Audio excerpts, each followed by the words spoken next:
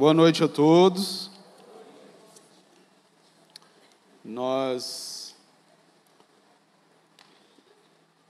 vamos fazer a exposição de um texto bíblico que se encontra no livro do profeta Isaías, capítulo de número 9, a partir do versículo 1. Isaías, capítulo 9, do verso 1 ao verso 7.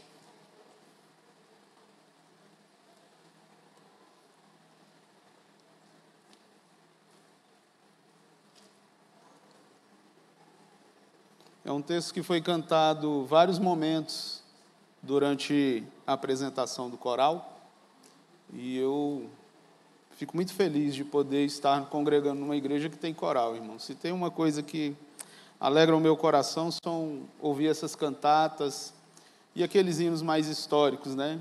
Hinos do cantor cristão, do Inário para Culto Cristão, Novo Cântico, Harpa Cristã. Eu gosto muito desses hinos.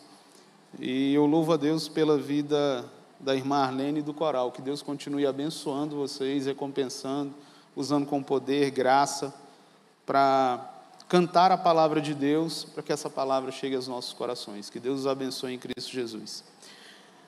Isaías, capítulo de número 9, do versículo 1 ao versículo 7. Obrigado, irmão. Nos diz assim: mas para a terra que estava aflita, não continuará a obscuridade. Deus, nos primeiros tempos, tornou desprezível a terra de Zebulon e a terra de Naftali, mas nos últimos tornará glorioso o caminho do mar, além do Jordão, Galileia dos gentios. O povo que andava em trevas viu grande luz, e aos que viviam na região da sombra da morte, resplandeceu-lhes a luz. Tens multiplicado este povo, a alegria lhe aumentaste.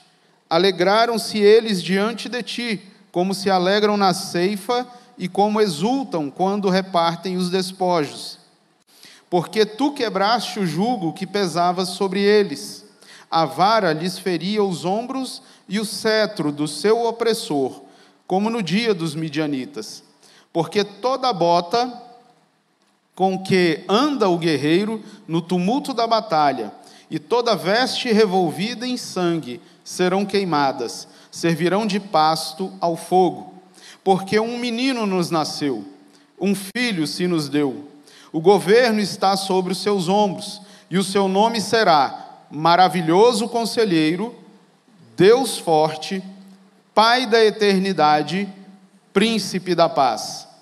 Para que se aumente o seu governo, e venha paz sem fim sobre o trono de Davi e sobre o seu reino, para o estabelecer e o firmar mediante o juízo e a justiça, desde agora e para sempre.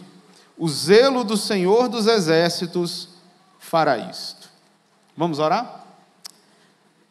Senhor, mais uma vez nos colocamos na Tua presença. Suplicamos, meu Deus, que a Tua graça e a Tua misericórdia nos ilumine nessa noite para compreendermos as verdades da Tua palavra, para compreendermos, meu Deus, aquilo que Tu queres falar conosco. Nós Te louvamos, meu Deus, por essa noite que o Senhor nos possibilitou a oportunidade de Te adorar, de Te glorificar, de Te exaltar.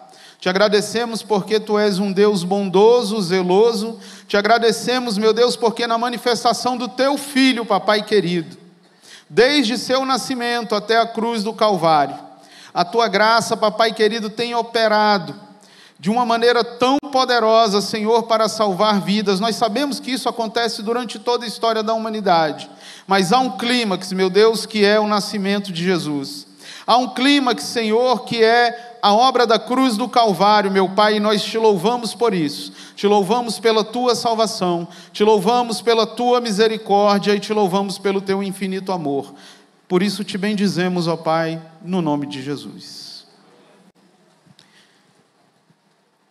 Queridos, livro do profeta Isaías, localização na linha do tempo, de 740 a 701. Lembre-se que nós estamos retornando até, estamos antes do nascimento de Cristo, então é de 740 a 701. Esse provavelmente foi o período de ministério do profeta Isaías. E esse ministério muito frutífero do profeta Isaías, Deus usa esse profeta de uma maneira poderosa para falar de muitas coisas que estavam acontecendo, mas especialmente das coisas que ainda aconteceriam, tanto no futuro próximo como no futuro escatológico.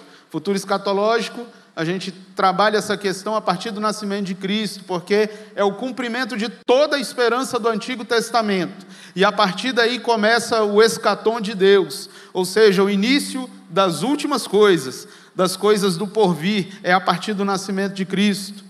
E nesse texto que nós lemos apenas uma porção, do versículo 1 ao versículo 7, eu quero que você entenda que o capítulo 8 e o capítulo 7 formam um bloco de texto. Não deveria estar separado por essa numeração, eles deveriam ser um bloco de texto, porque o capítulo 9 tem tudo a ver com aquilo que é falado no capítulo 8.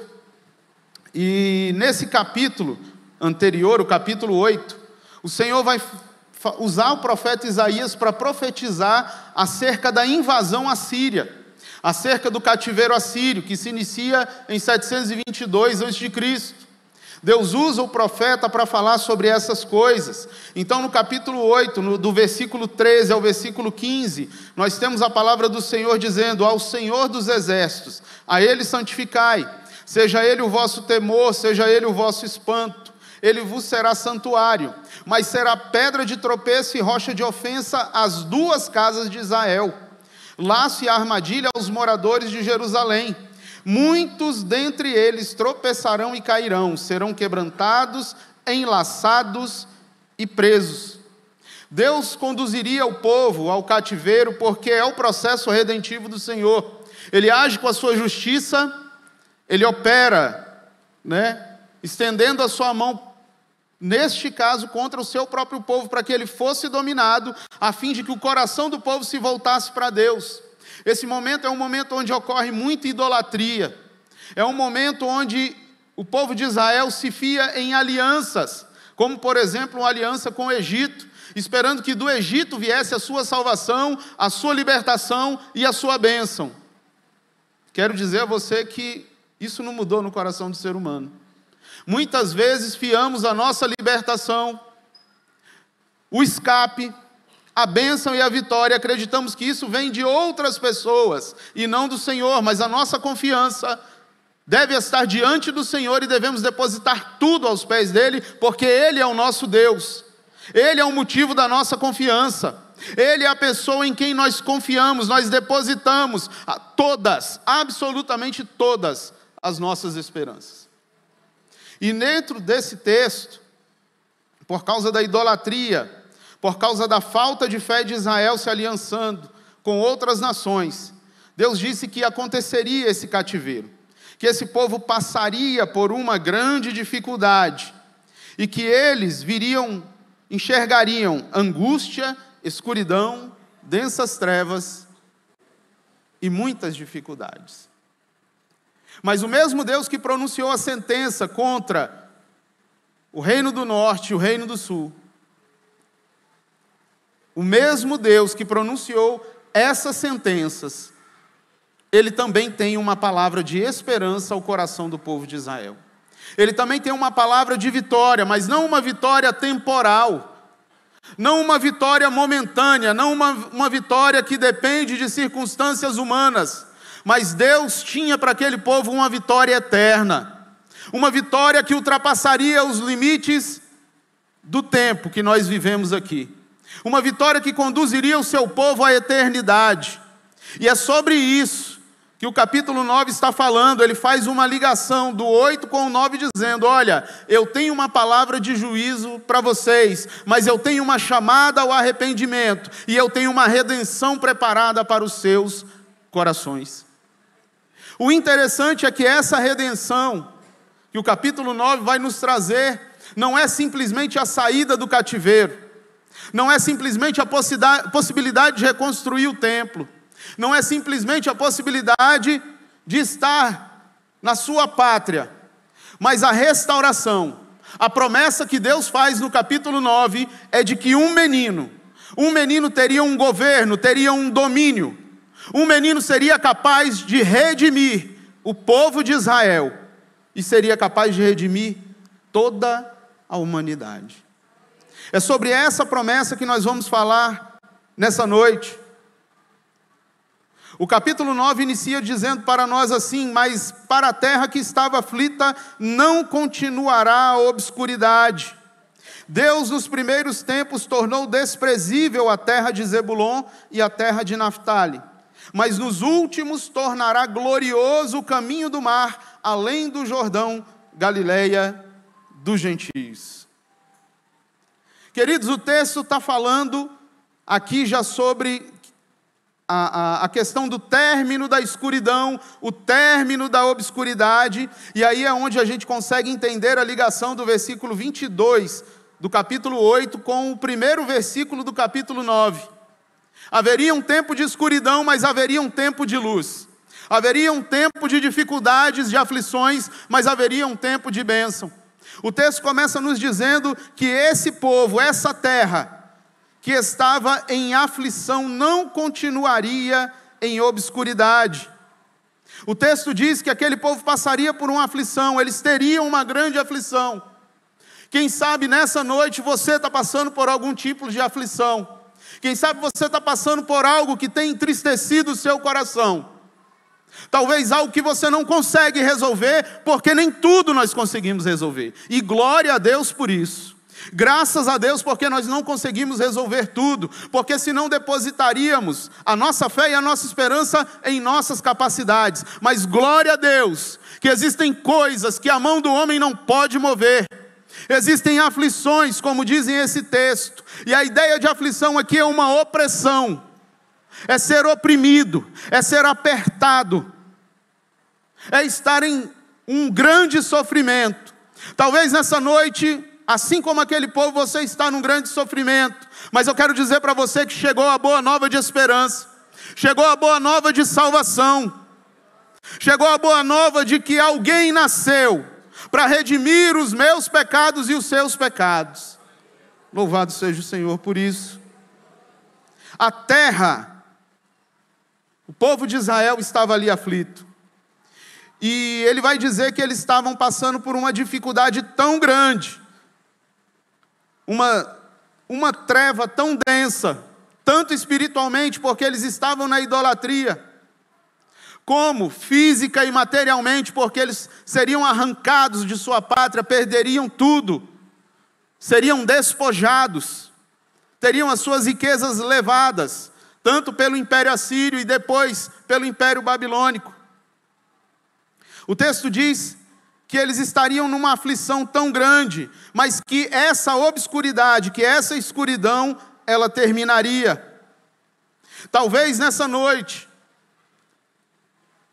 dentro do seu coração, há uma obscuridade que você não consegue vencer. Talvez nessa noite tenha algo, talvez um passado que é obscuro e que você não quer remexer. Porque cada vez que você lembra, você se culpa do que você fez. Mas eu quero dizer que sobre o governo deste menino que nasceu, sobre o governo deste menino que é príncipe da paz, tudo isso acaba. Todas as acusações caem por terra. Todo o passado obscuro cai por terra, porque há uma boa nova de salvação para nós. Se você precisa de uma mudança na sua história, Jesus está pronto para mudar a sua vida. Jesus está pronto para mudar a sua família. Jesus está pronto para apagar e tirar do seu coração tudo aquilo que você fez lá no passado, essas coisas das quais você se envergonha. Esse Deus poderoso diz que essa terra que está aflita não vai continuar em obscuridade. E o texto continua dizendo que Deus, nos primeiros tempos, tornou desprezível a terra de Zebulon e a terra de Naftali.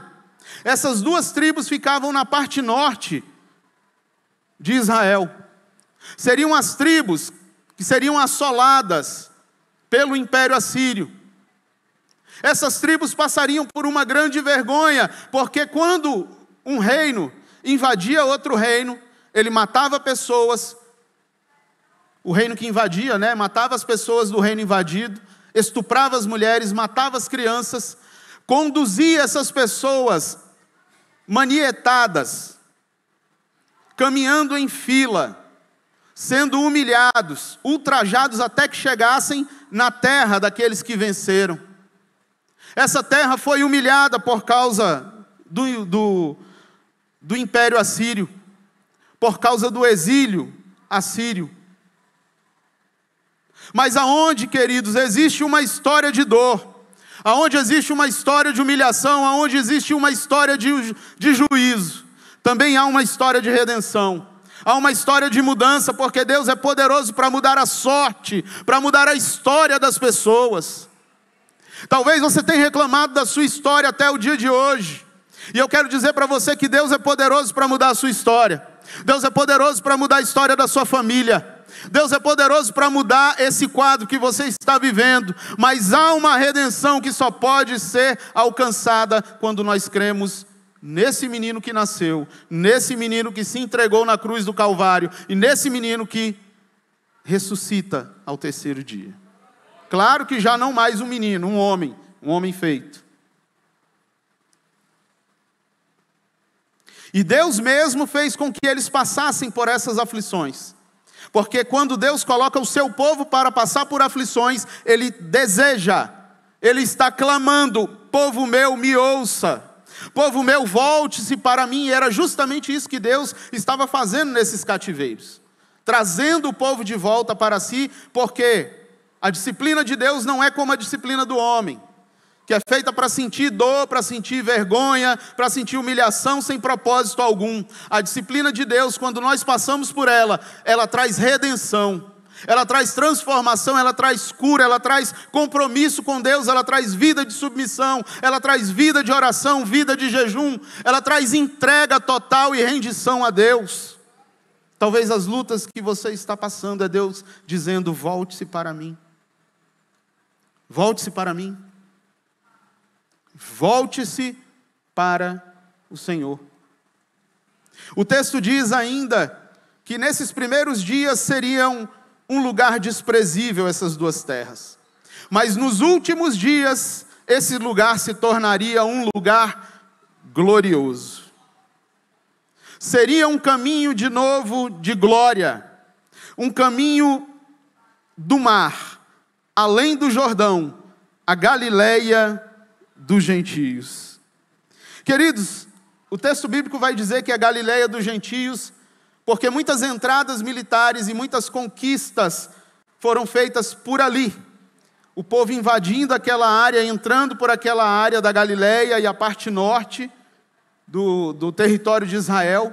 E ali se encontravam muitos gentios. Além disso, as pessoas daquelas tribos começaram a se misturar com outras nações, e por isso era chamado de Galileia dos gentios, porque ali haviam muitos gentios, muita mistura do povo de Israel com nações ímpias. E nesse lugar, era um lugar de muita mescla, de muita mistura, e essa mistura trazia esses pecados dos quais nós estamos falando, a falta de confiança no Senhor e a idolatria. Mas nos últimos dias Deus faria daquele caminho, daquela região da Galileia, daquela região além do Jordão, daquela região próxima ao mar, Deus faria daquele lugar um lugar glorioso. E Ele explica o porquê no verso 2. O povo que andava em trevas viu grande luz. Lembra das trevas do capítulo 8? O povo que andava em trevas viu uma grande luz. E aos que viviam na região da sombra da morte, resplandeceu-lhes luz. Quando nós lemos Isaías, ou quando nós lemos somente o livro de Isaías, ou lemos a primeira vez a palavra de Deus, nós não fazemos noção do que Isaías está falando. Nós não temos muita noção daquilo que Isaías está profetizando acerca do povo de Israel, porque tem profecias que são para aquele momento histórico e tem profecias que são mais para frente. No versículo 2 ele já está falando de uma profecia dos tempos de Cristo. Mateus capítulo 4, a partir do verso 12, depois de Jesus ser tentado e começar o seu ministério, Mateus descreve o seguinte: ouvindo, porém, Jesus que João fora preso, retirou-se para a Galileia, e deixando Nazaré foi morar em Cafarnaum, situada à beira-mar, nos confins de Zebulon e Naftali, para que se cumprisse o que fora dito por intermédio do profeta Isaías: terra de Zebulon, terra de Naftali, caminho do mar, além do Jordão, Galileia dos gentios. O povo que jazia em trevas viu grande luz, e aos que viviam na região e sombra da morte, resplandeceu-se-lhes a luz. Daí por diante, passou Jesus a pregar e a dizer: arrependei-vos, porque está próximo o reino dos céus. E caminhando junto ao mar da Galileia, viu dois irmãos, Simão chamado Pedro e André, que lançavam as redes ao mar, porque eram pescadores, e disse-lhes: vinde após mim, e eu vos farei pescadores de homens. Então eles deixaram imediatamente as redes e os seguiram. Aqui está o cumprimento de Isaías capítulo 9, verso 2. Jesus passa pela terra de Zebulon, pela terra de Naftali, vai para a Galileia dos gentios, passa beirando o mar, e a presença de Jesus é que vai trazer luz para as pessoas.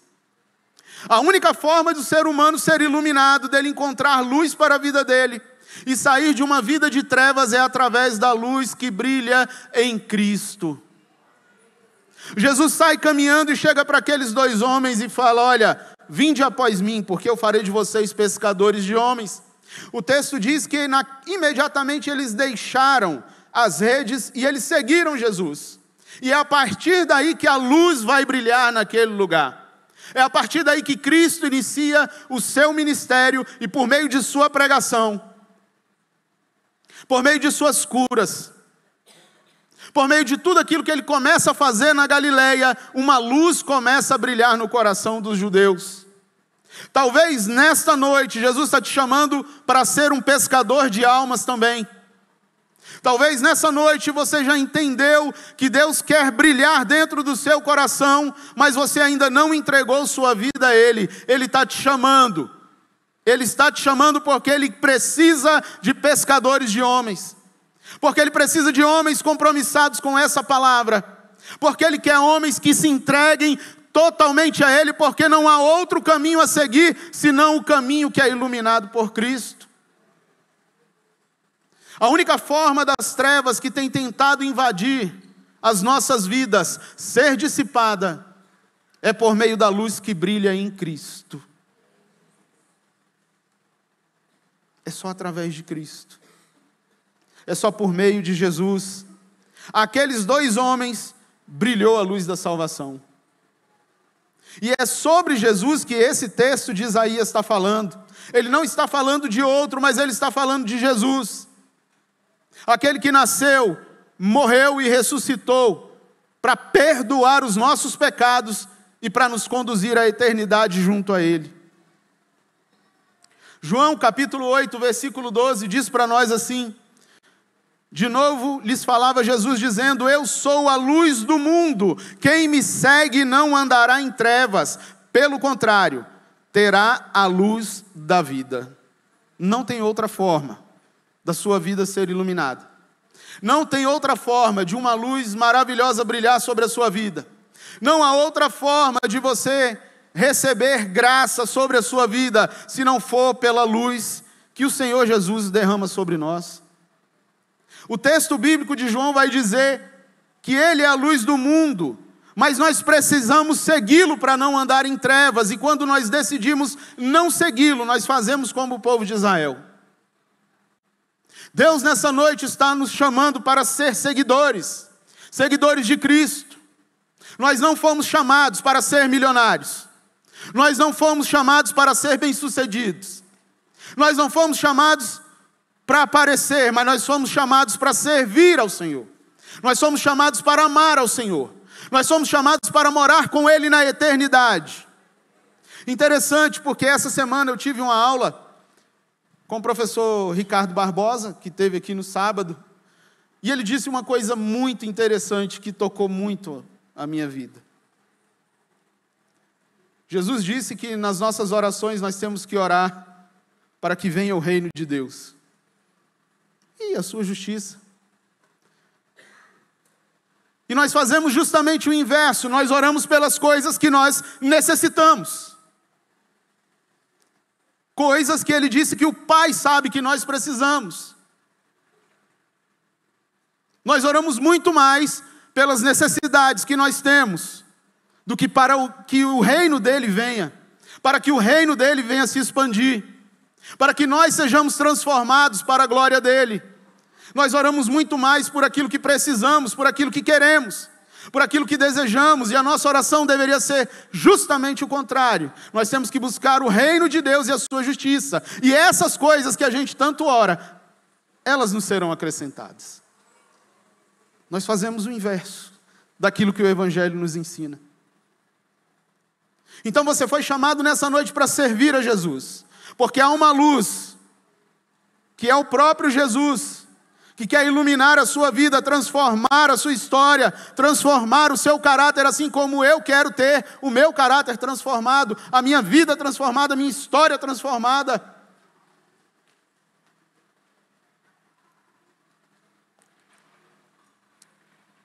Versículo de número 3. O profeta, usado pelo Senhor, diz que Deus tem multiplicado este povo. A alegria lhe aumentaste. Alegram-se eles diante de ti, como se alegram na ceifa, como exultam quando repartem os despojos. Ele vai dizer aqui, mesmo nesse momento, antes de acontecer o exílio, que Deus já havia determinado nos seus decretos eternos, que aumentaria a alegria desse povo, que multiplicaria a este povo, que eles se alegrariam como na ceifa, e que exultariam como quando se reparte os despojos. E é justamente esse o resultado da graça de Deus operada no coração do povo de Israel. Esse é o resultado da graça operada nas nossas vidas. Deus multiplica o seu povo quando salva pessoas. Deus multiplica seu povo quando faz o povo voltar de novo à presença dele. Deus multiplica o seu povo quando nós saímos da igreja e proclamamos o Evangelho. O texto diz que o povo seria multiplicado e que a alegria desse povo seria aumentado. Queridos, a alegria verdadeira, a alegria que flui de um coração que serve ao Senhor, ela é incomparavelmente maior do que qualquer presente humano que você possa receber. Quando o texto está falando dessa alegria, está falando de um Deus que aumenta a nossa alegria. É uma alegria que não é causada por homens, é uma alegria que não é causada por situações, é uma alegria que não é causada por bens de consumo, mas é uma alegria que procede de Deus, que nasce em Deus, que é derramada de Deus no coração daquele que serve ao Senhor. Deus tem essa alegria para os nossos corações. Quantas vezes nós pensamos em contentamento somente quando temos alguma coisa que pedimos? E aí eu volto, oramos não pelo crescimento do reino, mas pelas coisas que eu desejo. O Evangelho não é isso. O Evangelho é o poder de Deus para a transformação do ser humano. O Evangelho é o poder de Deus que muda a minha forma de enxergar o mundo. O Evangelho é o poder de Deus que me dá alegria mesmo nas maiores adversidades. O Evangelho é o poder de Deus que transforma o meu interior para que eu não viva de circunstância em circunstância, sofrendo a cada momento e a cada dificuldade que eu enfrento, mas o Evangelho é a alegria de Deus derramada no meu coração, é a paz de Deus que excede todo entendimento. É sobre isso que o Evangelho fala a nós. Diz o texto que eles se alegram diante de Deus, como se alegram na ceifa e no repartir dos despojos. O profeta vai usar uma ilustração para explicar essa alegria. A alegria vinda de Deus é uma alegria como aquela da época da ceifa. Lembra de Ruth e Noemi? A época da ceifa. Elas puderam experimentar primeiramente da bondade de homens, mas elas experimentaram da bondade de Deus para terem as suas necessidades supridas, e ali elas ficaram muito felizes. A época da ceifa é uma época interessante, é a época da colheita. Não que eu esteja velho, irmãos, eu estou novo, tenho 23 anos agora, que eu fiz 25, né? Tem 23 anos que eu fiz 25. Obrigado, Bruno. E quando eu era criança, eu ia para o interior de São Paulo, em Assis, e eu via aquela colheita no final do ano de milho. Era muito milho, irmãos, era muito milho, e juntava todo mundo, juntava várias famílias de vários sítios para colher aquilo ali. E aí botava aquela carrocinha de madeira fixada no trator, né? E a gente ia para a roça e catava aquele tanto de milho, e era muito milho, e distribuía milho para os outros, e fazia aquela pamonhada de 6 da manhã até 4, 5 horas da tarde. Era um momento de alegria, era um momento de comunhão, era um momento ímpar. Era um momento que todo mundo trabalhava, era um momento que todo mundo se ajudava, era um momento de comunhão, era um momento de conversa, era um momento de sorriso. E o texto está dizendo que a alegria que Deus derrama sobre as nossas vidas é como a alegria da ceifa. É saber que Deus está provisionando tudo o que nós precisamos, que Deus está operando aonde a gente não pode alcançar. É saber que Deus alcança aquilo que a nossa mão não consegue tocar. É entender que nós dependemos dEle e vivemos para a glória dEle. É entender que essas demais coisas são acrescentadas por Ele, e que o importante mesmo é a expansão, o crescimento do reino de Deus. A outra figura que ele vai usar é a figura de repartir os despojos. E nós conhecemos bem isso no segundo livro das Crônicas. Há um momento histórico ali, onde o rei Josafá sofre uma afronta. E sabe o que acontece, irmãos? Aquele povo não precisa guerrear. Deus intervém, e os moabitas e os amonitas começam a se matar. Começam a matar uns aos outros. O povo de Israel não precisou tocar em espada para guerrear, e quando eles chegam lá já estão todos mortos. Segundo o livro das Crônicas 20, do 25 ao 26, diz assim: vieram Josafá e o seu povo para saquear os despojos, e acharam entre os cadáveres riquezas em abundância e objetos preciosos. Tomaram para si mais do que podiam levar, e 3 dias saquearam o despojo, porque era muito. Ao 4º dia, se ajuntaram no vale de bênção, onde louvaram o Senhor por isso. Chamaram aquele lugar vale de bênção até ao dia de hoje. Eles despojaram os inimigos, porque a intervenção divina, a providência divina, alcançou o povo de Israel. Esse texto está falando daquele que viria ao mundo para morrer numa cruz, e está dizendo que Ele provisiona tudo o que nós precisamos. Está dizendo que servir a Ele é uma alegria como a alegria da ceifa. Ele está dizendo que a provisão vem dEle, a graça vem dEle, a salvação vem dEle, o poder vem dEle, a sua vida vem dEle, a sua história nasce nele, não em você mesmo, não no seu pai, não na sua mãe.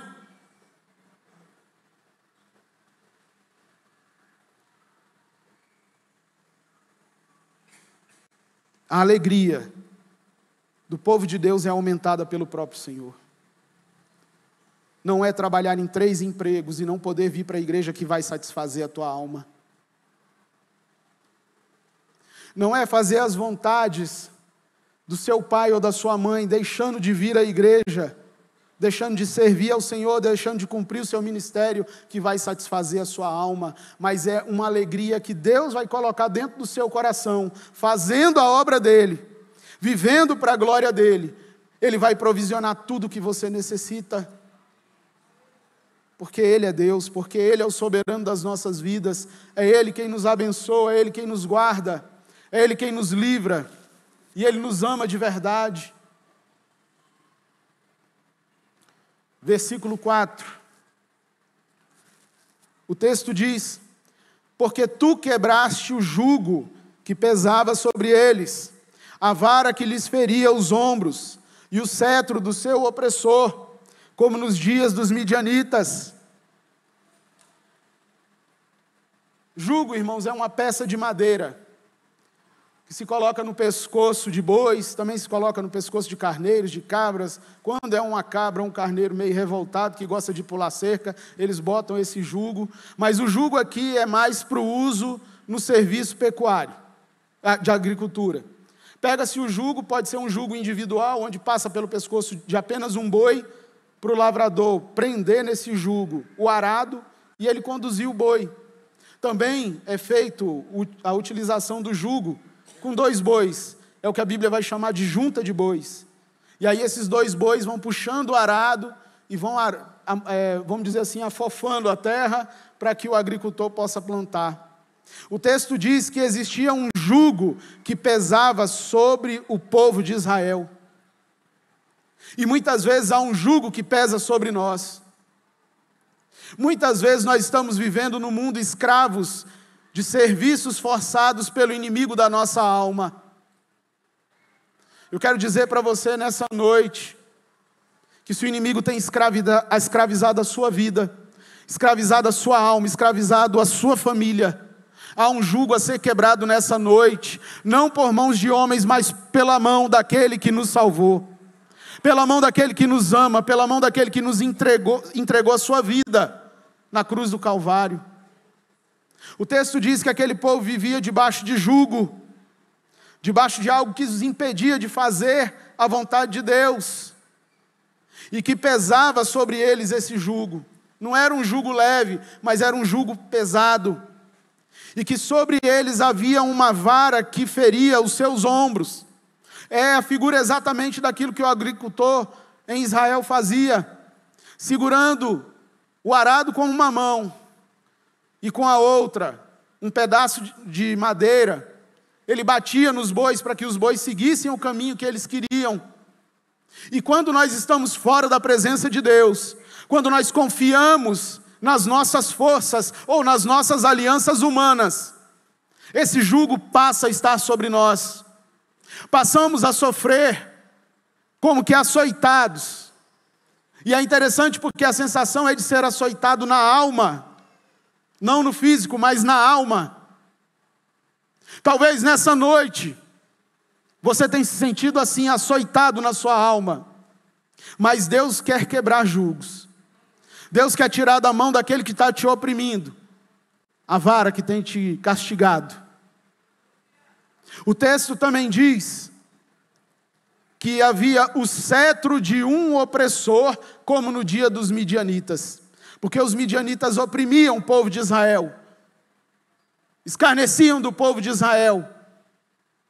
E Deus, quando livrou os midianitas, o livrou por alguém pequeno, o livrou por alguém que era o menor da sua família, o livrou por meio de poucos homens, para que o povo de Israel reconhecesse que o poder para libertar, que a graça para salvar, que a unção para mudar a história nunca esteve na mão de homens, mas sim na mão do Deus Todo-Poderoso. É Ele quem muda a história, é Ele quem livra do jugo, é Ele quem quebra o cetro de ferro. Cetro tem a ver com alguém que está reinando. E no momento do exílio eles sofriam com o reinado do Império Assírio, governando a vida do povo. E era sobre isso que Deus estava falando.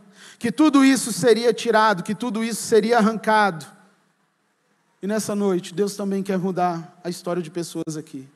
Quebrando o jugo, quebrando a vara, quebrando o cetro, trazendo você para a presença de Deus, porque você só vai conhecer liberdade em Cristo.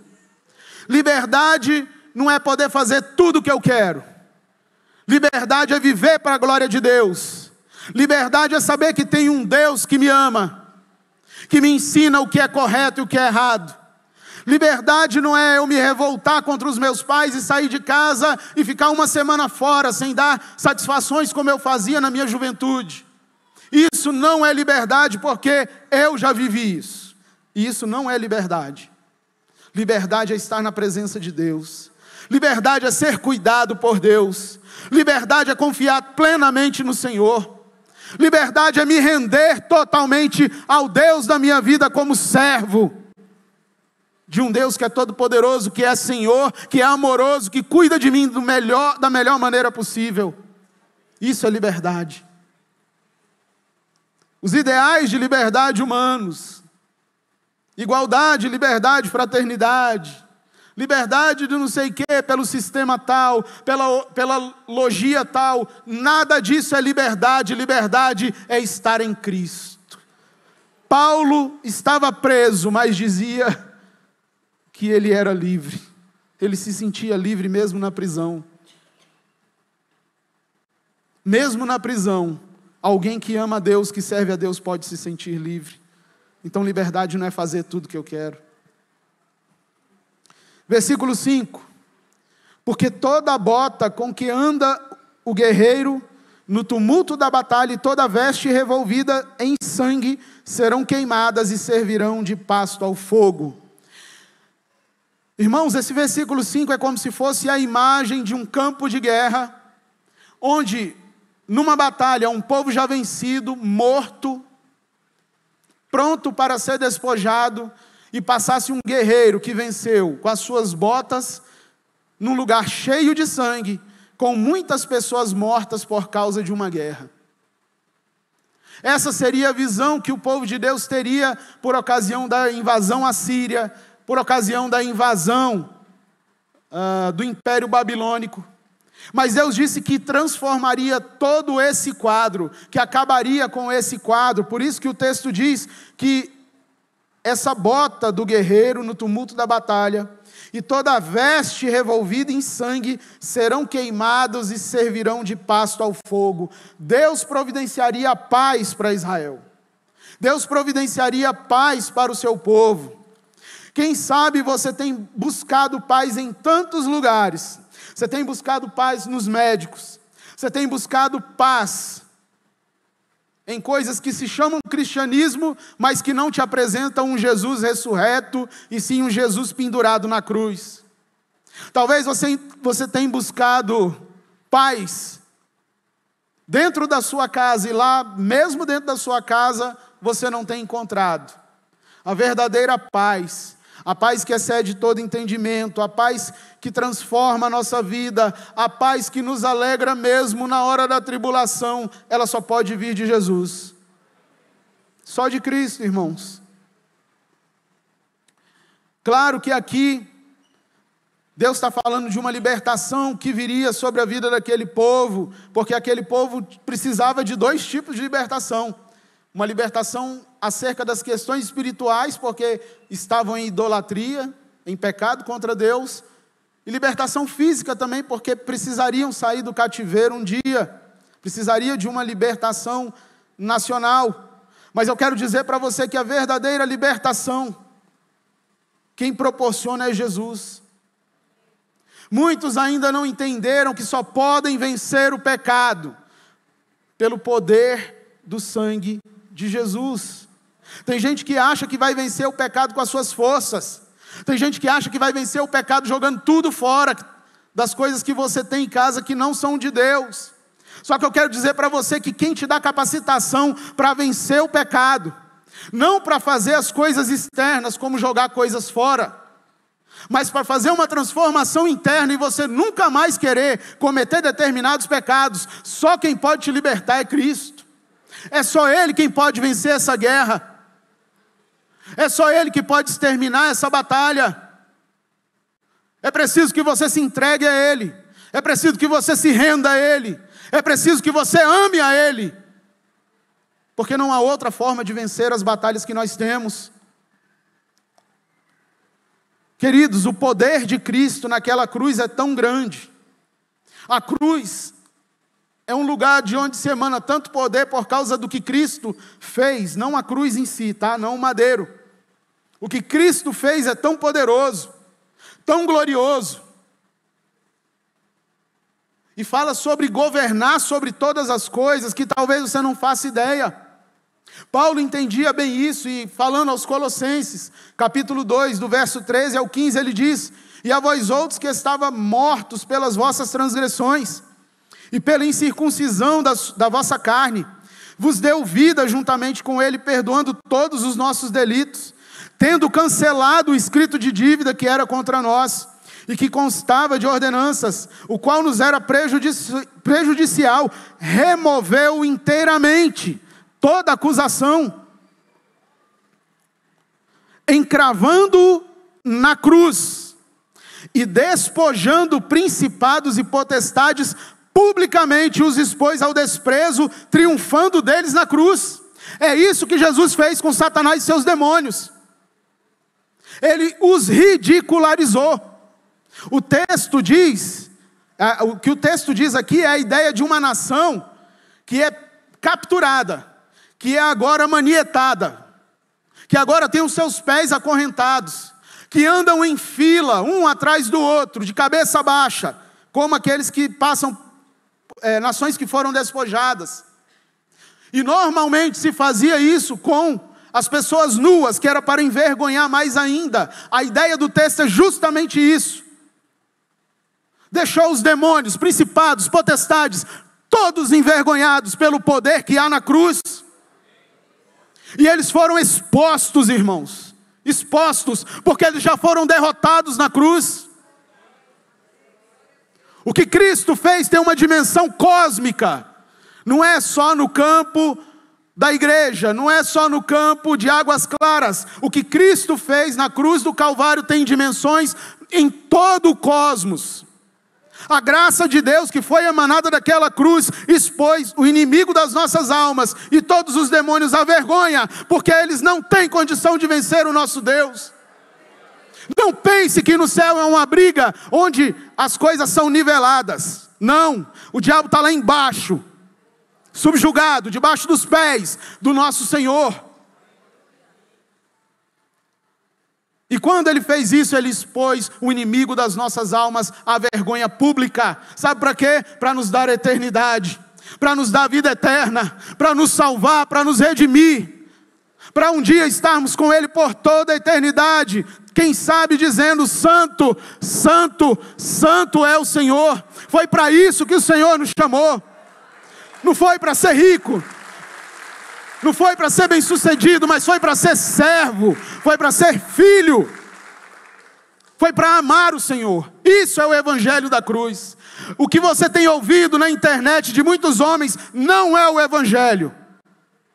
Não é o evangelho. O evangelho é o poder de Deus para a nossa salvação.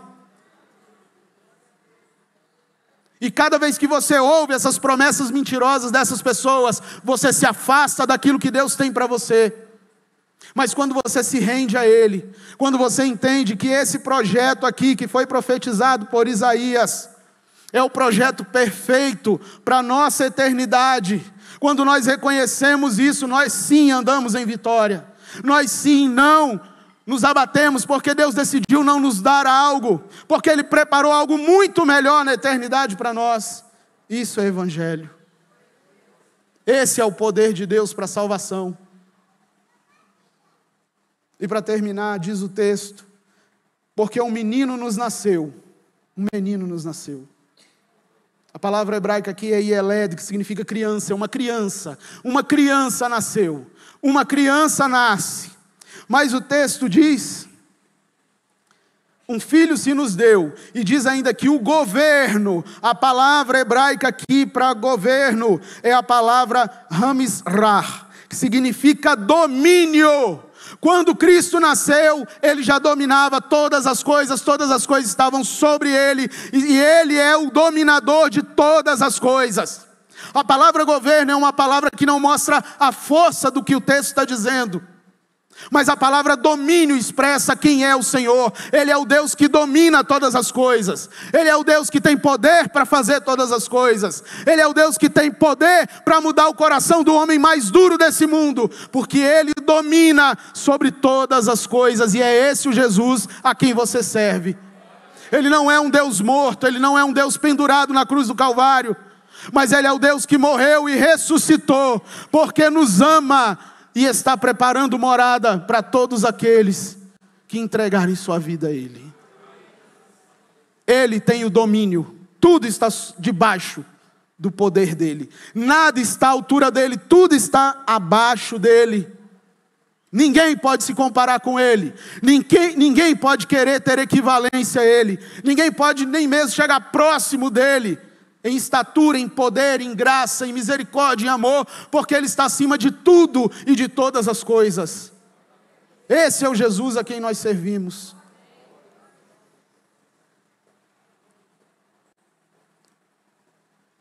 E esse menino que tem um governo sobre os seus ombros, que tem um domínio das coisas, o seu nome será, não é maravilhoso, vírgula, conselheiro, tá? É maravilhoso conselheiro. Ele é um conselheiro que tem maravilhas para a nossa vida.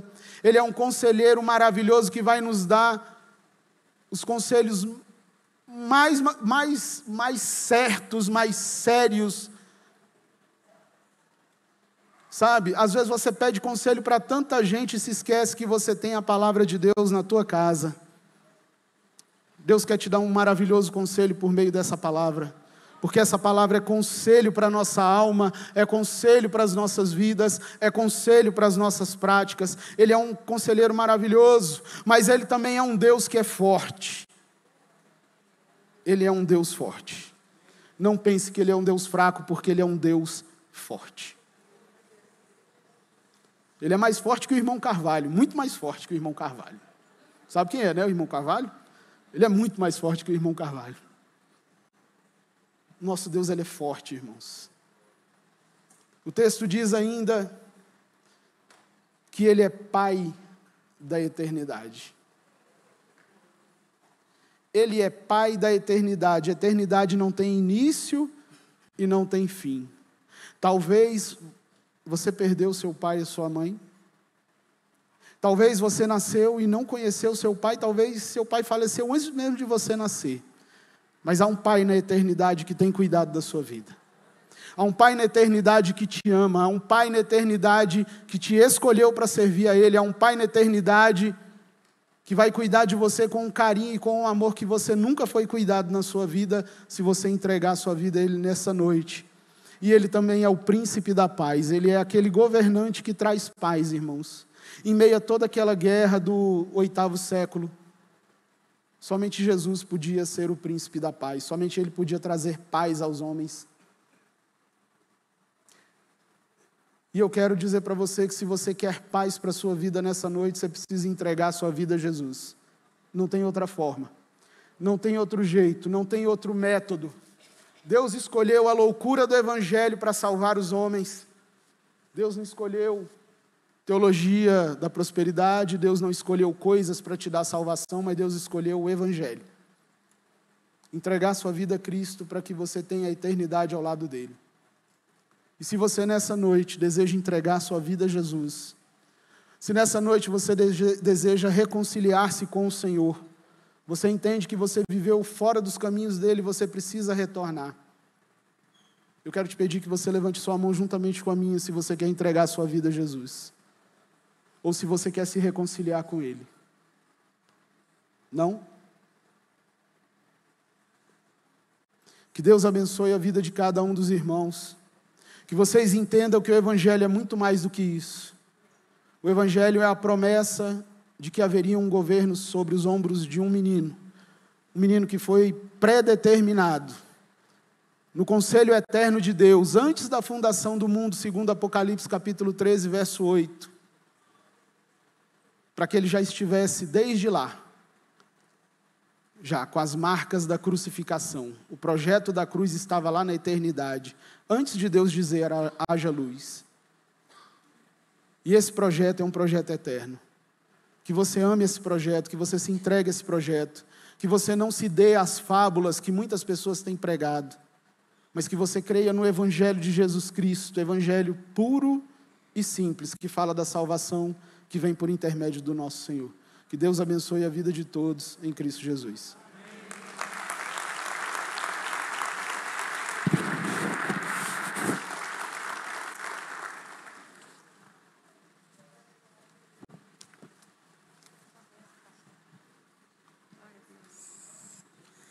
Depois dessa palavra, talvez você não ouviu o que o Espírito Santo de Deus falou aqui.